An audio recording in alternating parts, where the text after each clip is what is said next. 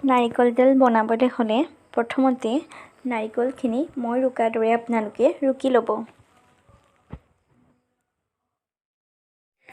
তাৰপিছত আপোনালোকে ৰুকি থোৱা নাৰিকলখিনি এখন কটন কাপোৰ বা গেঞ্জি কাপোৰত অলপ অলপকৈ লৈ ৰুকি থোৱা নাৰিকলখিনি তাত পানী অলপ অলপকৈ ঢালি তাত থকা যিখিনি কোকোনাট মিল্ক সেইখিনি যিমান পাৰে সিমান জোৰছে চেপি উলিয়াই ল'ব।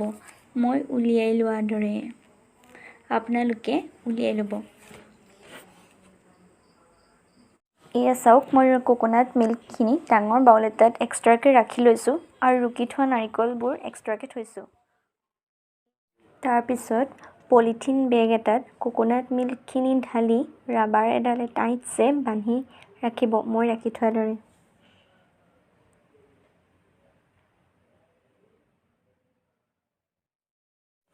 নেক্সট ষ্টেপত আপোনালোকে কোকোনাট মিল্কখিনি এটা ৰাতি অ'ভাৰনাইট ফ্ৰিজত থৈ দিব।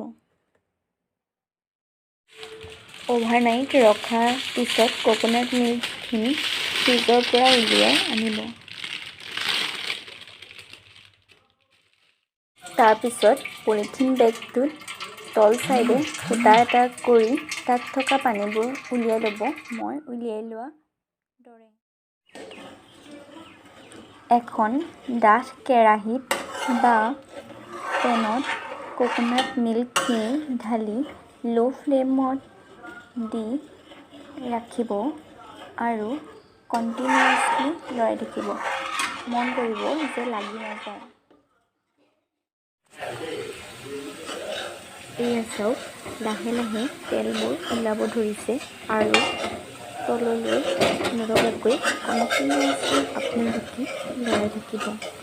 মন কৰিব যে কেৰাহীখনৰ ছাইডত লাগি থকাবোৰ চপাই আনিব, নহ'বা কেৰাহীখনত লাগি থকাৰ চান্স থাকে আৰু লাগি ধৰিলে তেলখিনি জ্বলি যাব। সেইবাবে আপোনালোকে মন কৰিব।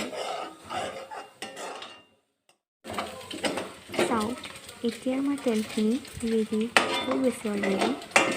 তাৰপিছত গেছৰ ফ্লেমটো অফ কৰি দিব। তাৰপিছত চেকনি এখনত চেকি পেলাব তেলখিনি।